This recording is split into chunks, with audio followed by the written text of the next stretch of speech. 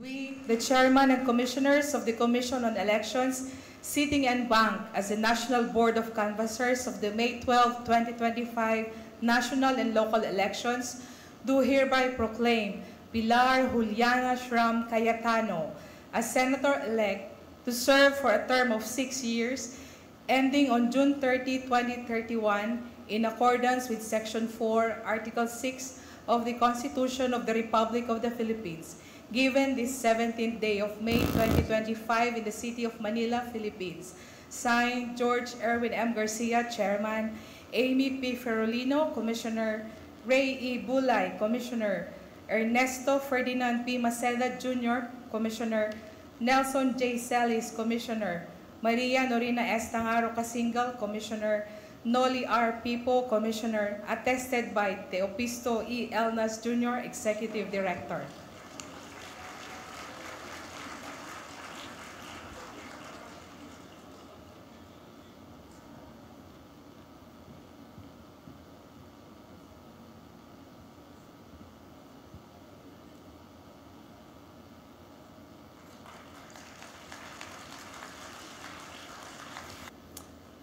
Good afternoon, Commissioners, fellow Senator-elects, and all the guests.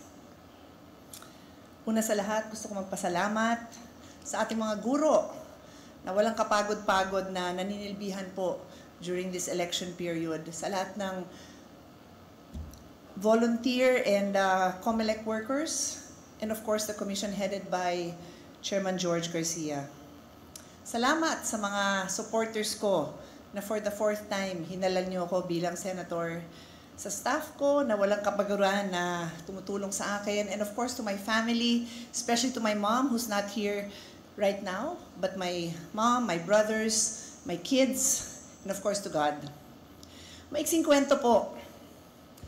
21 years ago, I was elected as the youngest ever female senator. And I entered the Senate with a good name, with a background in law, and a mom of 2 young girls. My 2 young girls are no longer little girls, and I now have another son. And I worked inspired by the legacy of my late father, Senator Rene Compañero Cayetano, and the public service of my brothers, Alan, Ren, and Lino. I had the privilege of watching, of observing, and learning from great men and women of the halls of the Senate. The late Miriam Defensor Santiago, the late Edgardo Angara, Joker Arroyo, Juan Flavier, Nene Pimentel. They're all gone now, but I learned and I continue to keep their memory in my heart. And so, I know it's now my time to give back, not only to lead by example and to uphold and conduct myself in a manner becoming of a senator, but also to mentor the young. So I look around, and sino ba yung newly elected and young dito? Walang iba kundi si Camille Villar. Siyempre bata pa si Bam, pero hindi na new si Bam. Di na. Si Kiko naman, who's not here with us, ahead pa yan sa akin. So si Camille lang, you're the only one I'll mentor, Camille. But to the rest of my colleagues, I look forward to engaging with you in healthy and heartfelt debates, to argue with you, and sometimes to fight with you to the point na I will not talk to you that day because mainit talaga ang ulo ko dahil hindi tayo nagkakasundo.